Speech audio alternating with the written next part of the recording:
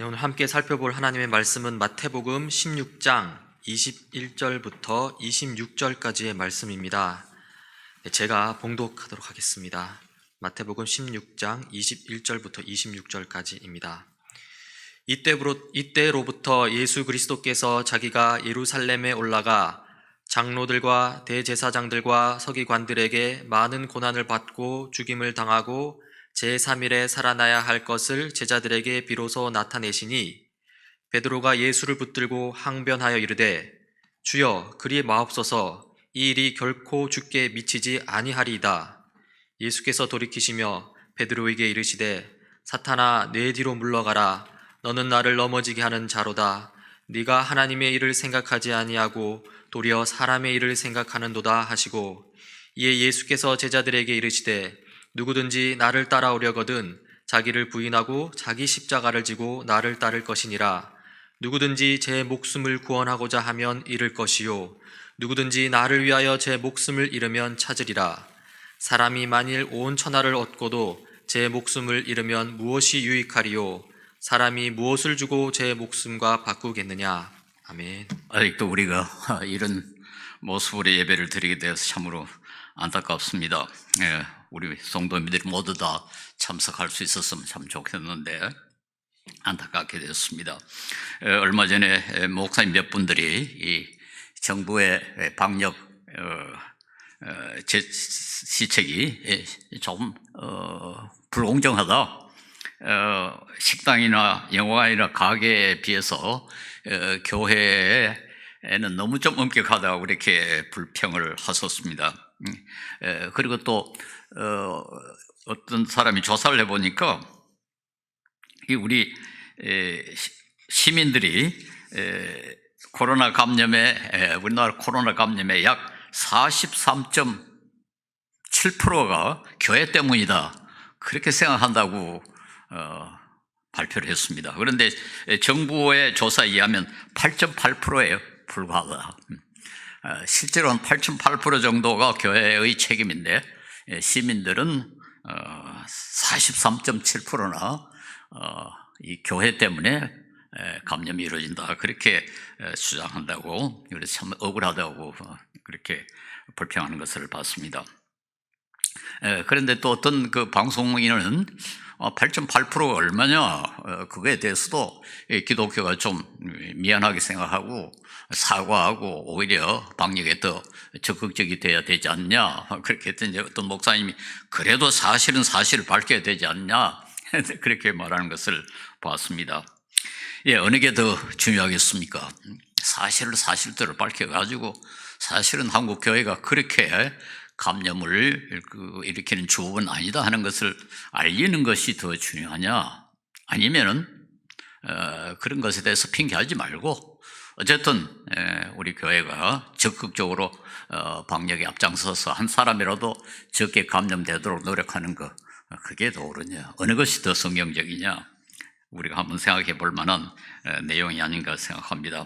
오늘 이제 사순절이 또 시작이 되고 우리가 지금 제가 지금 제기한 그 문제에 대해서 대답도 한번 찾아볼 겸 오늘 본문 마태복음 16장 21절에서 26절을 상고해 보겠습니다. 그 13절에 보면은 예수님께서 제자들에게 사람들이 나를 누구라고 그러느냐 그렇게 질문을 하셨습니다. 그리고 이제 이어서 15절에는 그럼 너희들은 나를 누구라고 그렇게 보느냐 그렇게 했더니 베드로가 아주 유명한 그 대답을 했죠. 16절에 주님은 살아계신 하나님의 아들 그리스도이십니다. 아주 정확한 대답을 했고 그 때문에 베드로는 칭찬을 많이 받고 또 천국의 열쇠를 주겠다는 약속까지 그렇게 받았습니다. 근데 그러고 주님이 이어서 자신이 예루살렘에 올라가서 장로, 대제사장, 서기관들에게 고난을 받을 뿐만 아니라 죽임을 당하고 그리고 사흘 만에 다시 살아날 것이다 그렇게 말씀하셨습니다. 그때 베드로가 아주 화가 잔뜩 난 것 같아요. 22절에 보면 주님 안 됩니다. 절대로 이런 일이 주님께 일어나서는 안 됩니다. 유명한 항의죠. 아주 강력하게 항의를 했습니다. 영어 번역에 보면은 꾸짖었다고 베드로가 예수님을 꾸짖었다고 리뷰크드 그렇게 번역을 해놨습니다. 이때 주님은 23절에 보면 사탄아 내 뒤로 물러가라. 너는 나에게 걸림돌이다. 너는 하나님의 일을 생각하지 않고 사람의 일만 생각하는구나. 그 베드로의 항의도 아주 강했지만은 예수님의 꾸짖음도 대단했습니다. 베드로가 하나님의 일은 생각하지 않고 사람의 일만 생각한다. 그게 바로 사탄의 생각이다. 사탄아 물러가라. 예수님과 제자들 사이에 뭐 사소한 충돌이 여기저기 있었습니다만은 이건 뭐 최대의 충돌이죠. 그리고 어떤 점에서는 우리 그 복음의 가장 핵심적인 문제에 관한 것이고 오늘 또 우리가 가지고 있는 여러 가지 문제들의 중요한 키가 될 것이라고 생각을 합니다. 베드로는 도무지 예수님이 장로, 대제사장, 서인관들 이런 사람들에게 고난을 받는다는 게 도무지 이해가 되질 않았습니다. 이건 상식에도 어긋나고 정의에도 어긋난다 그렇게 생각한 것 같습니다. 예수님은 평소에 이 사람들에 대해서 늘 부정적으로 말씀을 하셨거든요. 많이 비판했지 않습니까? 뭐 당연하죠. 그리고 제자들도 예수님의 그 말씀을 듣고 이 사람들에 대해서 즉 제사장, 바리새인들, 서기관들 이런 사람들에 대해서 부정적인 생각을 가졌을 뿐만 아니라 사람들은 철저한 이기주의자들이었고 위선적이었고 교만했고 또 로마 사람들에게 로마의 권위에 아첨해서 자기 나라의 자기 나라를 점령하고 다스리는 로마에 아첨하는 비애국적인 그런 위선자들로 비쳤습니다. 그러니까 제자들은 상당한 거부감을 가지고 있었을 것입니다. 그런데 예수님이 뭐 헤롯이나 혹은 로마 군인에 의해서 잡혀가지고 죽임을 당한다. 그것도 물론 뭐 좋은 일은 아니었고 그러나 그건 어느 정도는 이해할 만한데 오히려 자기 나라 백성 좀 식민지가 되어 있는 자기 나라의 그 사람들이 예수님을 죽인다. 이건 생각을 못하는 거죠. 우리가 예를 들어서 뭐 이등방문에 대해서도 좀 부정적으로 생각하지만은 이완용 같은 사람에 대해서는 더 화가 나지 않습니까? 말하자면 이스라엘의 종교 지도자들이 그것도 로마 사람도 아니고 헤롯도 아니고 이스라엘 사람 그리고 종교 지도자들이 예수님을 잡아가지고 죽인다. 이건 도무지 이해가 될 수도 없고 너무 화가 나는 일이고 저의가 끝난 그런 것이라고 생각을 한 것 같습니다. 너무 억울하다. 물론 이제 그 베드로의 이런 그 항의에는 지금 말한 그런 그 정의에도 어긋나고 이 상식에도 어긋나고 뭐 그런 것도 있습니다만은 그러나 또 자신들의 이해관계도 어느 정도 작용을 했습니다. 베드로나 뭐 다른 제자들 대부분이 다 그 갈릴리 출신 아닙니까? 근데 갈릴리 사람들은 그때 로마에 대해서 다른 지역 사람보다 더 항거를 많이 했거든요. 철저한 애국주의자들이었고 동묘운동을 뭐 주도하는 그런 지역이었습니다. 그리고 그들은 예수님을 정치적 메시아로 기대하고 있었단 말이에요. 그러니까 예수님이 천군천사를 동원해가지고 로마를 물리치고 이스라엘을 회복하고 그리고 솔로몬과 다윗의 그 영광을 회복할 것이라 그렇게 굳게 믿고 있었습니다. 자, 그렇게 되면 자기들은 그래도 뭐 좀 속된 말로 한 자리 할 수 있었지 않겠습니까? 그건 그 세베대의 아들들 즉 요한과 야곱의 어머니가 예수님께 와서 그 로비한 게 있지 않습니까? 예수님이 나중에 왕이 되시면은 한 사람은 오른쪽에 한 사람은 왼쪽에 앉게 해십시오. 그렇게 말한 것. 그게 바로 이제 정책 메시아를 전제로 하고 그런 그 로비를 한 거란 말이죠. 그리고 보니까 또 성경에 보면 그들이 또 그것에 대해서 아주 화를 냈다, 분하게 얘기했다, 그렇게 된 걸 보면은 다른 제자들도 똑같은 생각을 하고 있을 거라고요. 그러니까 베드로도 마찬가지죠. 그러니까 예수님께서 보실 때 베드로나 이 제자들이 생각이 하나님의 일에는 전혀 관심이 없고 사람의 일만 생각한다. 그 베드로의 그 항의가 그 뒤에 정말 예수님에 대한 올바른 사랑, 그리고 하나님의 뜻에 대한 순종, 이런 것이 거기에 숨어 있었더라면 문제가 달랐을 텐데, 예수님 보시기에 이건 완전히 인간적인, 모든 면에서 인간적인 그런 사고방식, 인간적인 가치, 인간적인 열망, 그게 반영이 됐다. 그건 세상의 논리, 세상의 이해관계, 그게 작용했다고 보신 것입니다. 그래서 예수님은 너는 하나님 일을 생각하지 않고 사람 일만 생각한다고 그렇게 꾸짖었습니다. 자, 예수님이 십자가에 그때 아직까지 십자가라는 말은 없었습니다만 어쨌든 죽임을 당해버리면은 이 제자들의 모든 계획은 다 수포로 돌아가 버릴 거라고요. 그런데 여기에서 놀라운 것은 예수님께서 사흘 만에 다시 살아나겠다고 말씀하셨는데 이건 전혀 관심을 안 썼습니다. 그것에 대해서 관심을 안 쓴 것이 참 신기하죠. 그 부활하는 것이 얼마나 중요합니까? 그런데 이 부활하는 것은 제자들의 이 계획서에 들어있질 않습니다. 물론 그들은 부활을 믿지도 않았을 뿐만 아니라, 가능하다고 믿지도 않았을 뿐만 아니라, 그들의 그 스케줄에는, 그들의 계획서에는 부활에 들어갈 자리가 없어요. 그러니까 예수님께서 사흘 만에 다시 살아나겠다고 하셨을 때 그건 완전히 그들의 귀를 스쳐 가버리고 말았습니다. 우리 그 표현에 한번 속담이라고 할 수 있습니다만, 소작이 어찌 대작의 뜻을 알겠느냐, 대봉의 뜻을 알겠느냐, 소작이 어찌 대봉의 뜻을 알겠느냐, 그런 게 있습니다. 소작이란 작자는 참새를 뜻합니다. 작은 참새가 어떻게 큰 새의 뜻을 알겠느냐, 이제 이런 그 속담인데요. 이건 알아보니까 중국의 그 사상가 장자라는 사람이 소요유라는 책을 썼는데 거기에 그런 구절이 나온대요. 매미나 혹은 그 새끼 비둘기가 이 비둘기나 매미는 높이 날지 못하지 않습니까? 아주 낮은 데만 조금 좁은 거리에 왔다 갔다 하는데, 어떤 대붕이라는 큰 새가 저 남쪽 바다를 건넌다, 그러는 소리를 듣고 웃긴다, 바보 같은 소리를 한다, 그렇게 그 조롱한다는 그런 구절이 있어요.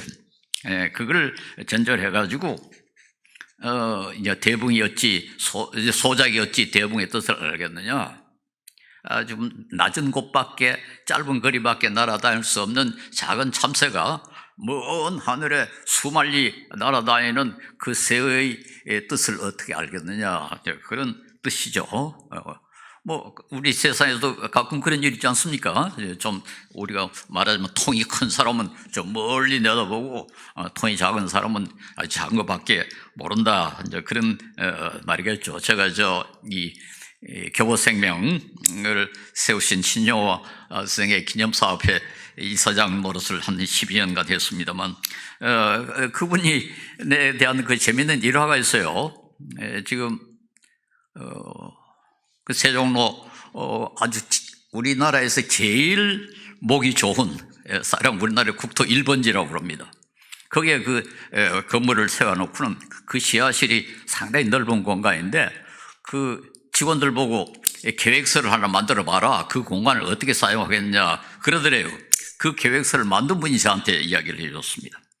그래서 자기들은 요만큼은 식당, 하여튼 식당을 하면은 엄청나게 좋은 자리래요. 또 백화점을 해도 되고, 그래서 돈 버는 계획을 잔뜩 해가지고 신용호 씨한테 갖다 바쳤답니다. 그랬더니 하는 소리가, 너희들이 생각이 고로밖에 안 들었냐? 그런 것밖에 생각이 안 나느냐? 그러더라는 거예요.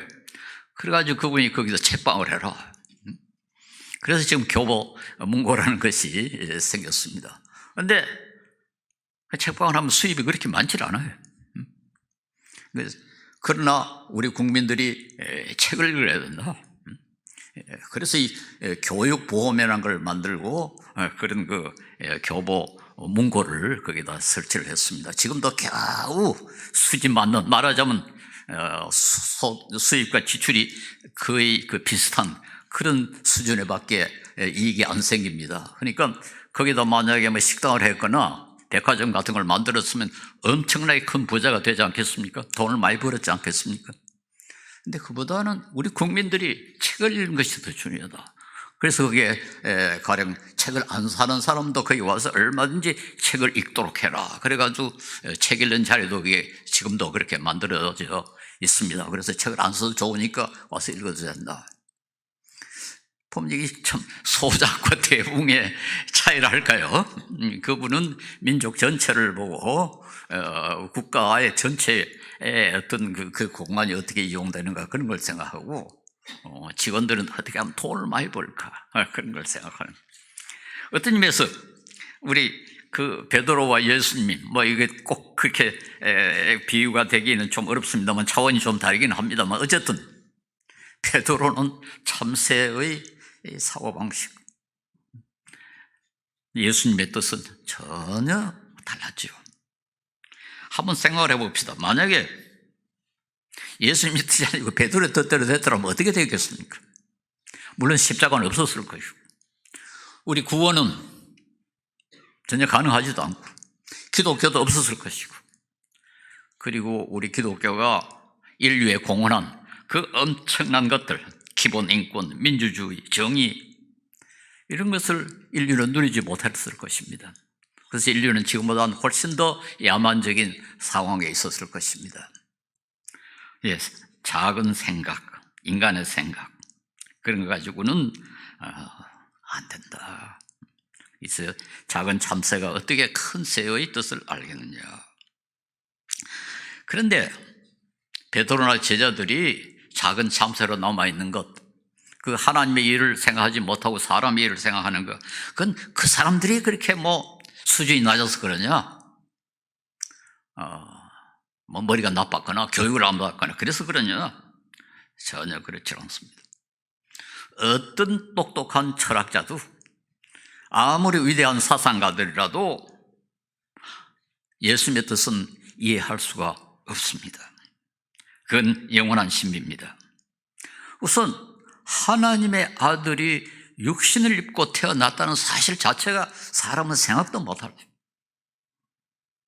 그리고 죄인을 위해서, 의인이 아니라 죄인을 위해서 십자가에 못 박힌다? 그건 어떤 인간의 논리도 이해할 수 없습니다. 99마리 양보다 한 마리 양이 더 중요하다. 그건 어떤 논리도 어떤 사람도 생각할 수가 없습니다. 하나님의 아들이 죄인을 위해서 죽는다.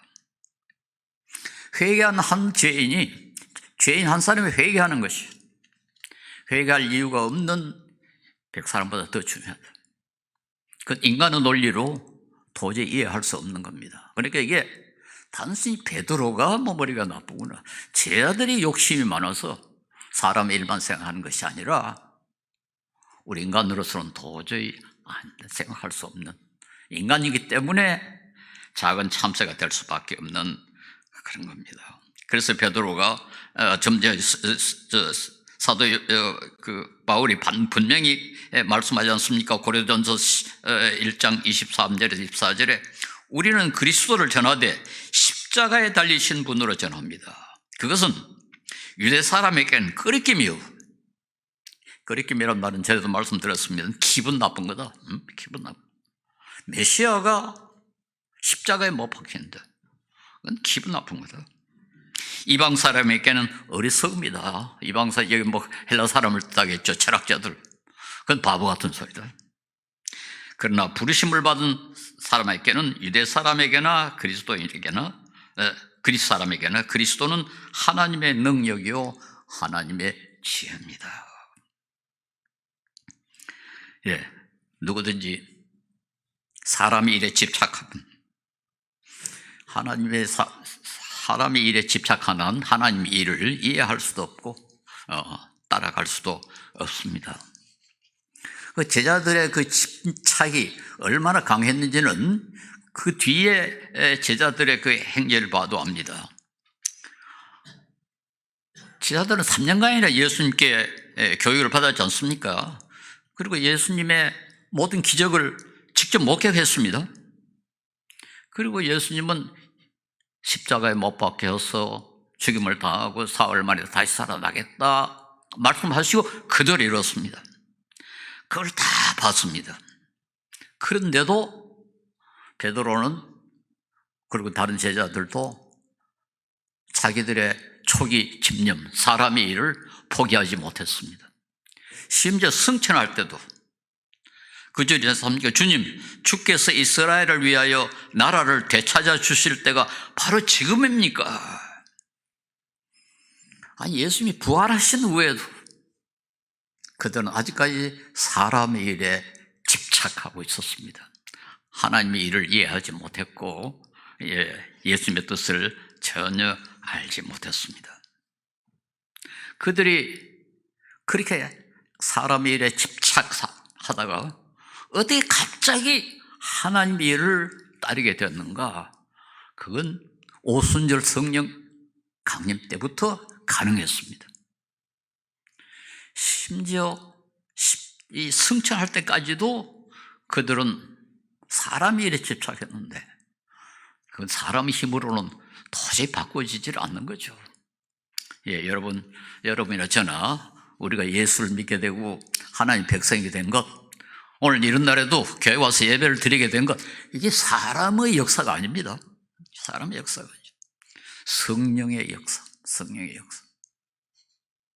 성령의 역사가 아니면은 우리가 사람의 일을 포기하기가 참 어려워요. 하나님의 일을 따르는 것이 그렇게 어렵습니다. 제자들은 그렇지만 우리는 좀 제자들도 봐지 않습니까? 예수님의 상황도 우리가 다 배웠고 또 그 제자들이 어떻게 실수했고 어떻게 변화가 됐고 얼마나 그들이 하나님의 나라를 위해서 목숨을 바칠 정도로 그렇게 헌신했다는 걸 다 알지 않습니까? 그런데도 우리도 아직까지 사람의 일에 집착하는 경우가 대부분입니다. 그러니까 사람의 일을 포기하고 하나님의 일에 순응한다는 것이 참 어렵습니다. 참 어렵습니다. 지금도 우리는 우리 입맛에 맞는 하나님, 우리 계획에 따라주는 하나님, 그런 하나님, 그런 예수님을 찾고 있지 않습니까? 교회도 그렇습니다. 교회에 중요한 결정을 할 때도 이게 정말 하나님의 일에 따르는 거냐, 사람의 일에 관심을 쓰는 거냐. 근데 어떤 데는 상당히 하나님 일 같지만은 실제로는 사람의 일이 되는 경우가 참 많죠. 제가 김도원 목사님께서 그 기윤씨를 소식지에 쓴 글이 아주 참 감동적인데요. 그분이 어느 목회를 시작해가지고는 교회 선언을 했답니다. 우리 교인 배가 운동을 하자. 교인을 지금보다 숫자를 대로 늘리자. 그리고 기도하고 교인들 보고 모두 전도 열심히 하라고 그렇게 광고를 하고 노력을 했대요. 그러다가 새벽기도에서 기도를 하는 중에 내가 배가 운동을 하나님을 위해서 하느냐 나를 위해서 하느냐 한번 생각해 봤대요. 그래 봤더니 역시 동기가 내가 목회자로 성공하기 위해서 하는 거다. 그런 걸 발견했다는 겁니다. 그래서 당장 회개하고 교인들한테 광고를 했대요. 우리 배가 운동 안 합니다. 그런 일들이 참 많죠. 하나님의 일이라고 생각하면서 실제로는 자기 일, 인간의 일, 그런 걸 생각하는 경우가 참 많습니다. 저는 김 목사님의 그 용기에 참 찬사를 보냅니다. 그렇게 할 수 있어야 되거든요. 우리가 얼마나 사람의 일에 참 많이 집착하는지 우리 참 발견해야 됩니다. 예수면 베드로를 꾸짖으신 뒤에 누구든지 나를 따라오려거든 자기를 부인하고 제 십자가를 지고 따라오라. 우리가 하나님의 일을 생각하지 못하고 사람의 일을 집착하는 거 결국은 나죠. 나의 생각, 나의 관점, 나의 이익, 나의 명예. 이게 시퍼렇게 살아있어가지고 하나님의 뜻과 충돌하기 때문입니다. 교회도 마찬가지입니다. 우리 교회. 하나님의 일을 생각한다면서 실제로는 나 혹은 우리의 이익을 챙기는 것. 그래서 우리는 대붕이 되지 못하고 작은 참새의 사고방식에 집착하게 됩니다. 우리의 생각이 훨씬 더 그럴듯하게 보이고 경험적으로도 그렇게 보이고. 그래서 우리 이 코로나에 대해서 우리 한국교회가 대응하는 것에 대해서도 이게 정말 하나님의 일을 염두에 두고 대응하고 있는 거냐, 사람의 논리로, 사람의 사고방식으로 대응하느냐 한번 생각해 봐야 되겠습니다. 앞으로 우리 교회가 참 심각한 위기를 맞지 않을까 좀 심히 걱정이 됩니다. 우리 한국교회의 그 수많은 세배대 아들들 아마 떠나지 않겠는가? 교회에 얻을 것이 없다, 그렇게 하면 교회 떠나지 않겠는가, 그런 생각을 하고 교회가 많이 약해질 거라고 생각을 합니다. 그러나 어떤 의미에서는 떠날 분은 떠나야 교회가 정화가 되지 않겠는가? 교회가 좀 제대로 된 교회, 하나님 일에 집중하는 그런 교회가 그 진짜 교회지. 그 사람 일에 관심이 많아가지고 그런 세배대 아들들이 울거리는 교회, 그건 하나님의 교회를 하기가 좀 어려울 것입니다. 우리 일천 구체적인 상황에서 우리가 어떻게 하는 것이 하나님의 일을 생각하는 것일까? 저는 성경이 가르치는 대로 내가 하는 이 일이 사랑과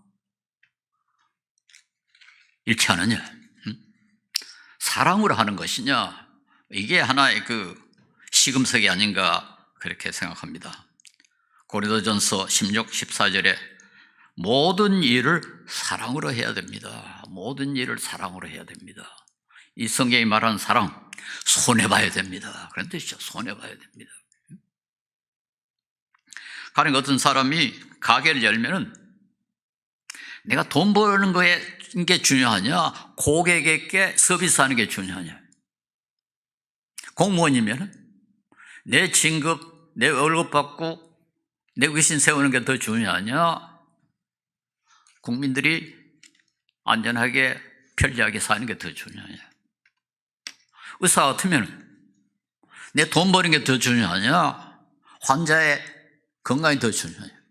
교육자 같으면 내 위신, 내 월급이 중요하냐, 학생들이 더 좋은 교육을 받는 것이 중요하냐. 뻔하죠. 사랑으로 하는 것이 그게 성경이 가르치는 하나님의 일이라고 그렇게 말할 수가 있습니다. 제가 한 말씀드렸습니다만, 그렇게 할 때 그럼 나는 뭐냐? 나는 늘 희생만 하고 고생만 하고 그래도 되느냐? 나는 죽어도 괜찮느냐?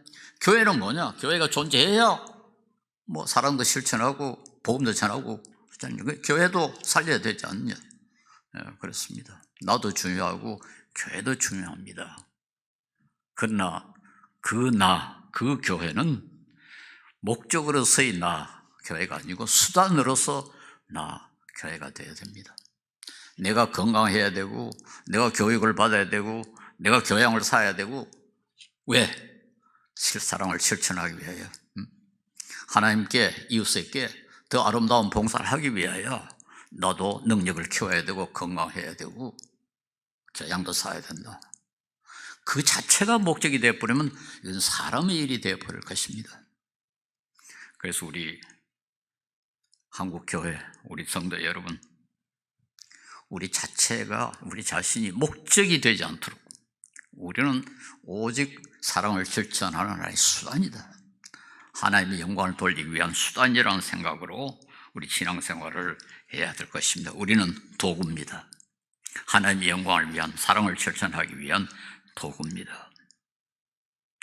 그러면 우리는 손만 보는 거냐, 손해만 보는 거냐, 희생만 하는 거냐? 성경은 그렇게 말하고 있질 않죠. 온 세상을 얻고도 제 목숨을 잃으면 무슨 이익이 이득이 되겠냐? 사람이 제 목숨을 되찾는 대가로 무엇을 내놓겠느냐? 누구든 제 목숨을 구하고자 하는 사람은 잃을 것이요 나를 위하여 목숨을 잃은 사람은 찾을 것이다.